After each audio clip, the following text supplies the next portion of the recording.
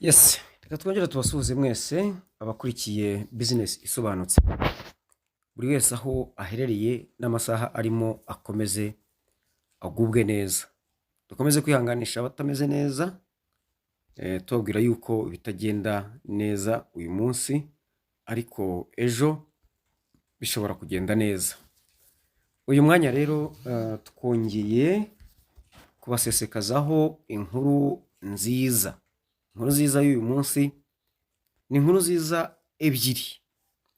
Iya mbere irareba igice cy'ubukungu buri politiki, ariko bigana kuri Pi Network. Turareba kandi n'amakuru meza akomeje kugaragara muri Pi Network, kandi arimo ingaruka nziza cyangwa se inyungu nyinshi.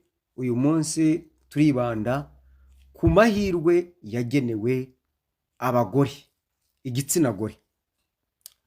Amakuru meza ya mbere y'ubukungu bushingiye kuri politike z'ibihugu, ariko aganisha kuri Pi Network, na yuko hari ibihugu muzi byitwa bihurije mu muryango witwa BRICS.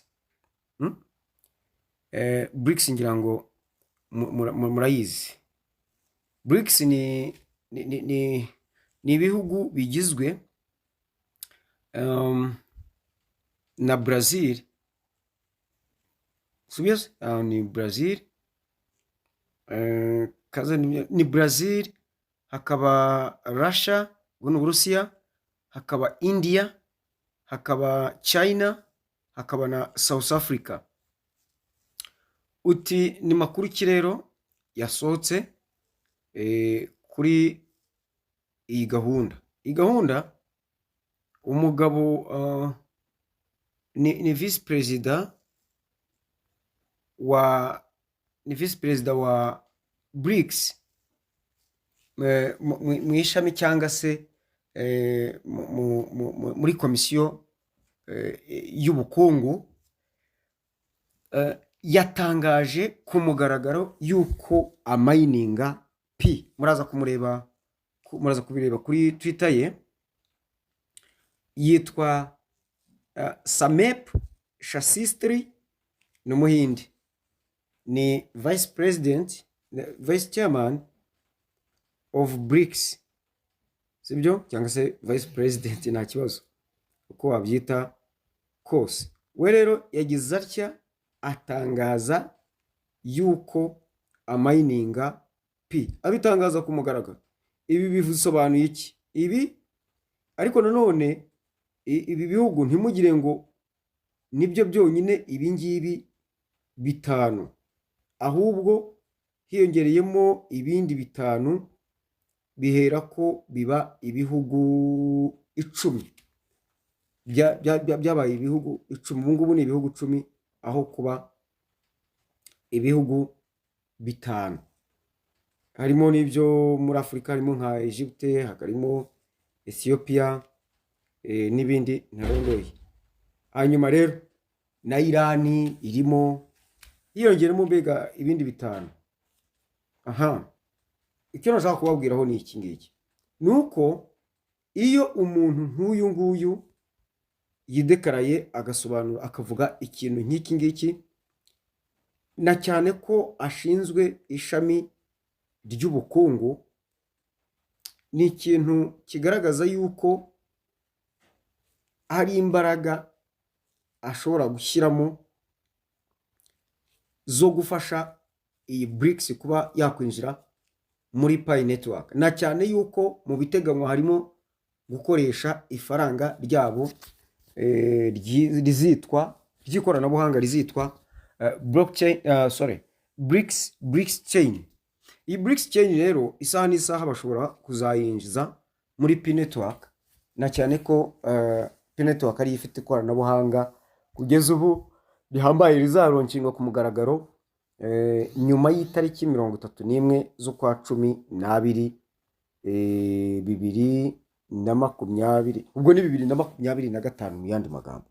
Icyo nashaka kubabwiraho ni iki ngiki rero, nuko uyu mugabo imbaraga afite n'imbaraga zihagije ngo ziduhe cyangwa se zizane impinduramatwara ya BRICS muri P network. N'imbaraga nukongera imbaraga tu mu yandi magambo. Ubwo rero abantu bari muri ibi bihugu cyangwa se bashobora guhahira muri ibi bihugu, nababwiye yuko na Sidra Bank yamaze kwinjira muri P network nayo, kandi Sidra Bank ni financial system, ni financial Islamic financial system izaba ikorera muri P network nayo.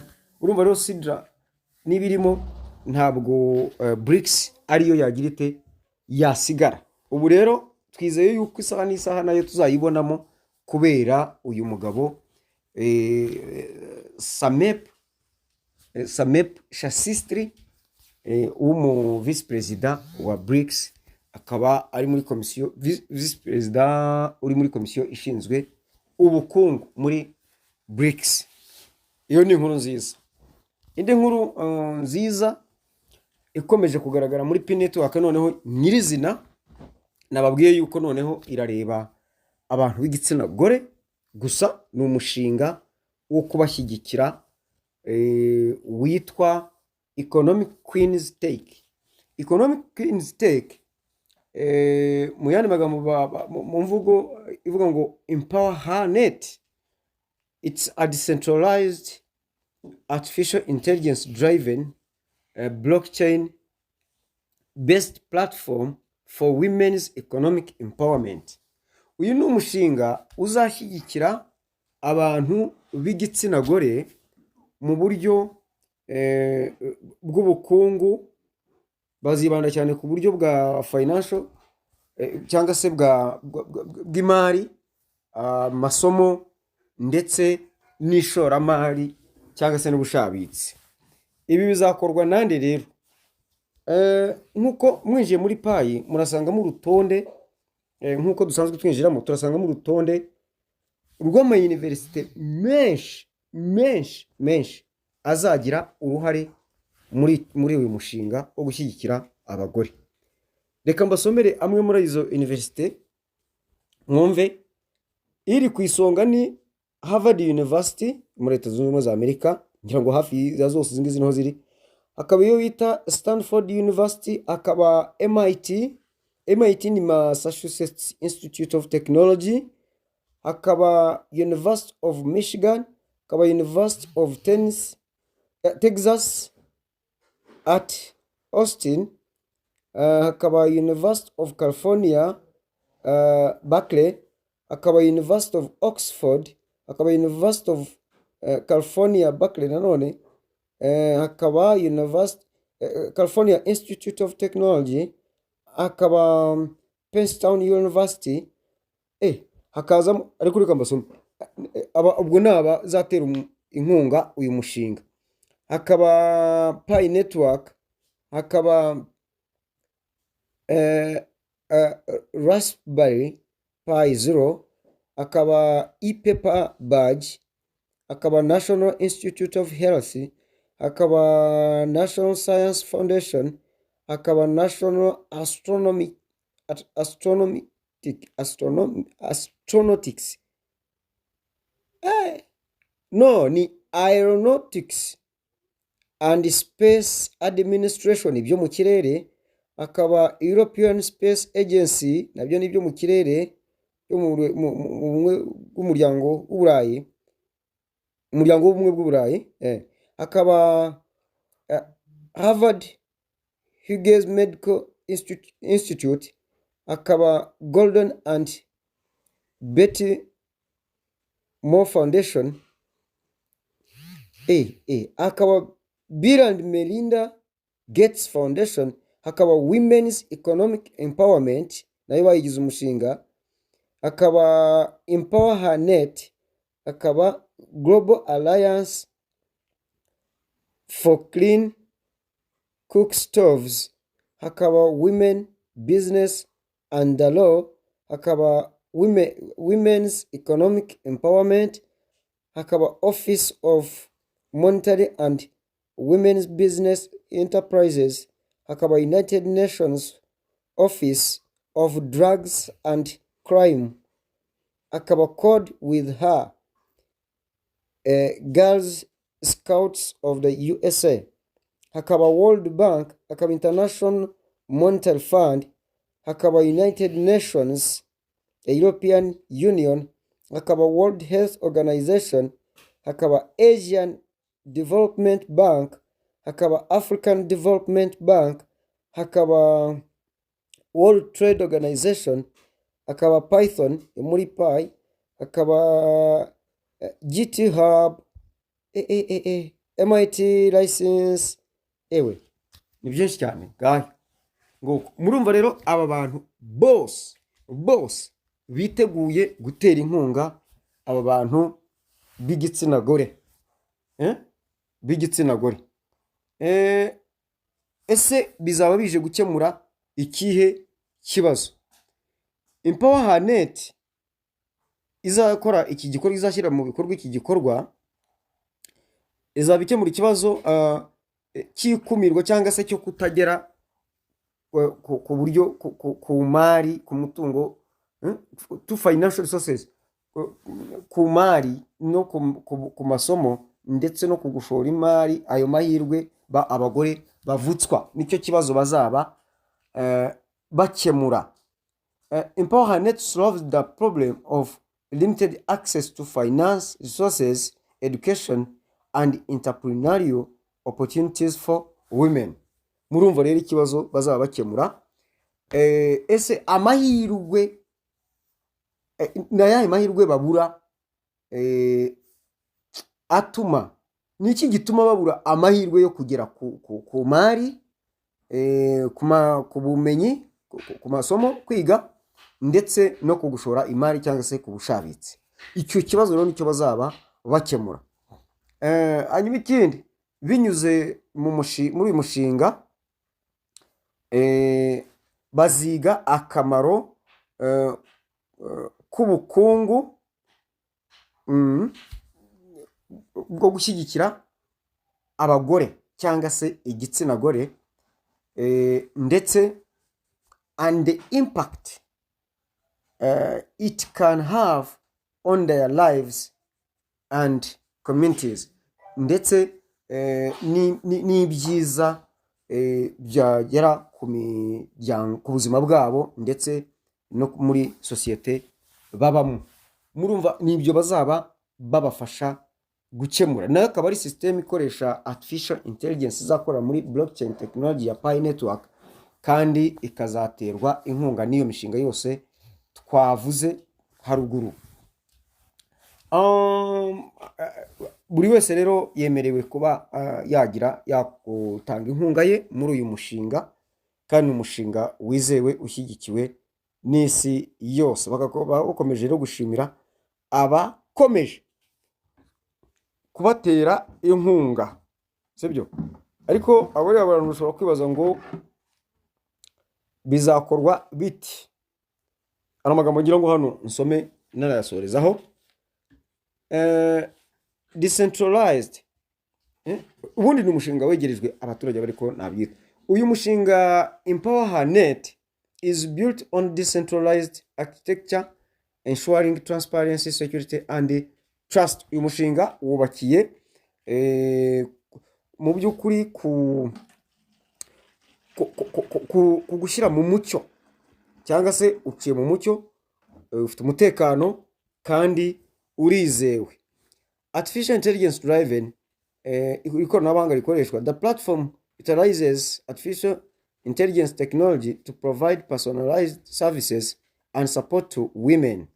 Urumva ni umushinga ukoreshejwe unyurize mu ikoranabuhanga rihambaye rya blockchain technology, hanyuma bakoresha artificial intelligence, ukaba ugamije gushyigikira abagore.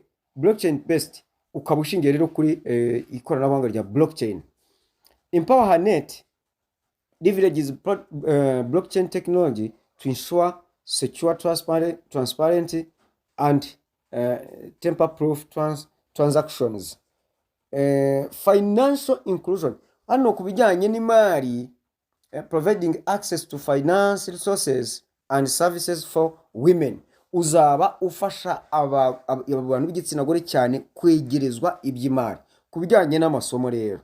Offering training, bazajya batanga amahugurwa and educational program for women, hanyuma n'amasomo y'igihe gito afasha mu iterambere, afasha nyine mu iterambere ry'abagore cyangwa se to develop their skills and knowledge, kugira ngo barusheho kugira iterambere ry'ubumenyi ndetse no mu bijyanye knowledge ni skills ni ubumenyi ngiro, and knowledge then n'ubumenyi. Yego, niba mbisemuye neza murabyumva mwebwe, ababyumva murabisobanura neza. Muri entrepreneurship rero, supporting women entrepreneurs through mentorship, aka kantu niko nashakaga gusorezaho kandi k'ingenzi. Bazashyigikira ba rwiyemeza mirimo b'abagore b'igitsina gore binyuze mentorship, ni ukubahugura munabamenyereza, ni nk'imenyereza mwuga uko nabyita. Funding, babatera inkunga, ubwo ni mu buryo bw'amafaranga nyine. And networking opportunities, no kubahuza n'amahirwe y'ikoranabuhanga rya networking. Urumva ko batazajya kure ya Pi network ari namwo umushinga ushingiye.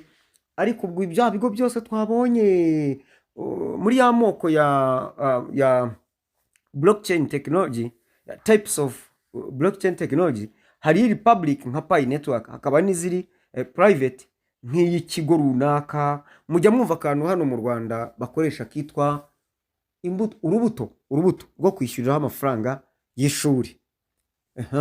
Karya kaba gafite blockchain yako igafasha gukora, ariko kari private. Cyangwa nk'uko mujya mwumva ngo SDMS ku bigo by'amashuri, cyangwa se nk'uko mureba ikoranabuhanga rya banki runaka. Ibyo byose ni private blockchain ifasha mu kunoza imirimo yabo. Ariko noneho hano hakabaho ni republic ya yindi ifasha gukora ibintu byinshi cyane, ibintu byinshi cyane byose bikaza bikurundamo. Urumva rero bose bazateranyiriza hamwe mu gufasha igitsina gore mu kugira gute, mu gukora, mu guterwa inkunga imishinga yabo, guhugurwa, kuba barwemeza mirimo bahamye. Reka nsoze mbabwira ngo igihe cyose uzi ko uzaba ufite amafaranga mu ntoki ya Pi network cyangwa ukomoka muri Pi network, ntuzizere yuko uzayarambana ngo bikunde. Uzaba ukeneye ikintu kiyasubizaho. Kunguka ubumenyi rero ni kimwe mu bintu bizadufasha kugenda dukarishya ubumenyi bwo kumenya kumaneginga cyangwa se gucunga ya mafaranga yacu. Igihe rero ibi ngibi bizagera ku badamu bacu bari muri Pi network, ni ikintu cyiza cyane kizaba gikomeye. Reba nka short courses cyangwa se educational programs zizaba zitangwa na Stanford University mu bijyanye n'ikoranabuhanga, cyane ku bize ikoranabuhanga. Ni ikintu kizaba gikomeye cyane, kandi mwumva muzamushyigikiwe, nta kintu wishyura ari ukuba ari bo bakwishyurira. Rero ntuzumve yuko ufite amafaranga ya Pi ngo uvuge uti icyo nashakaga, icyo nigiraga narakibonye. Ariko turimo kwinjira mu isi y'ikoranabuhanga ku rwego ruhambaye, aho buri wese bimusaba kwiga byimazeyo. Ni amahirwe akomeye kuri sosiyete zacu, sosiyete nyarwanda, y'abarundi, abagande, hehe, aho tuzaba dufite abantu b'igitsina gore bafashijwe muri ubwo buryo, bakomeye, bafite byinshi cyane bazazana hano muri sosiyete yacu, batwigishe, imiryango yacu yaguke, abana bacu b'abakobwa tubakangurire kwiga ikoranabuhanga barikarishye, kugira ngo icyo gihe kizabe ari igihe gishobora kubafasha. Cyane ubwo ndavuga ku bantu bamayininga. Urumva ntabwo bazajya gufasha umuntu utari umumemba wa Pi network. Ashwe, ugomba kuba umupayiniya, birumvikana, nicyo cy'ingenzi. Ibisigaye bizikora. Murumva ko rero Pi network ibyiza idutegurira ni imishinga. Naravuga Pi network ni umushinga, ni imishinga myinshi cyane tudashobora kurondora, ariko tuzagenda tukomeza kurebera hamwe kugira ngo murusheho kumva Pi network ni iki, hanyuma akamaro dufitiye ni akahe muri sosiyete muri rusange. Ngayo nguko ndifuriza buri wese gukomeza kugubwa neza. Utarakora subscribe bayikore, kandi wayikoza kandi like, share na comment. mukomeze musangize abandi ikiganiro turushaho kunguka ibyiza Pi Network yaduteguriye, kandi ari nako dukomeza kumayininga kugira ngo turusheho kuzigwiza zizadufashe zizatwunganire, na cyane ko hari abantu benshi baje muvuga bafite Pi nkeya. Kandi reka mbabwire amafaranga arashukana, abazaba bayafite bazagira gutya usanga bishoye mu bintu by'umungara nkuko twabibonye ejo, bajye mu luxury tours n'iki batembera, amafaranga niko arimo gushira, ariko ukeneye kuzagira ikintu kigira gute kiyunguka. Nibura ukajya utembera ariko uzinga ufite imari hariya irimo kunguka. Ubwo rero tugira amahirwe mwabagore mwe biwacu tukaba tubonye abantu Pi Network kizadufasha. Ndagira ngo mushishikarize abagore bagenzi banyu ba joining Pi Network, ba mining, ba registering, ba mining. Ntaribagirwa abashaka kuregisteringa murajya kuri business sobanutse muri icyo kiganiro nimero 20 kirabafasha kuregisteringa, urabubireba, cyangwa se nimero 52 cyo kiragufasha mu buryo bw'amajwi, ariko ku buryo mvuga ngo byombi byunganiranye byagufasha ukaregisteringa nta wundi muntu umuntu ari kumwe rwose. Ibindi byangombwa tukazaba dufatanya kubyuzuza mu ko tugenda tubyiga mu gihe kiri imbere. Yari gahunda rero kubagezaho amakuru yerekeye Pi Network, ariko tunababwira amahirwe arimo yateganirijwe abantu runaka cyangwa se bapayiniyazi twese, ariko mu by'umwihariko uyu munsi tubonye kubijyanye n'abagore. Ntiwibagirwe ko uyu mushinga witwa ni Pi Economic Queens Tech. Pi Economic Queens Tech ni nziza cyane, abagore no kuri amahirwe yabaziye cyane cyane mwebwe abamayininga. Mukomeze mugubwe neza.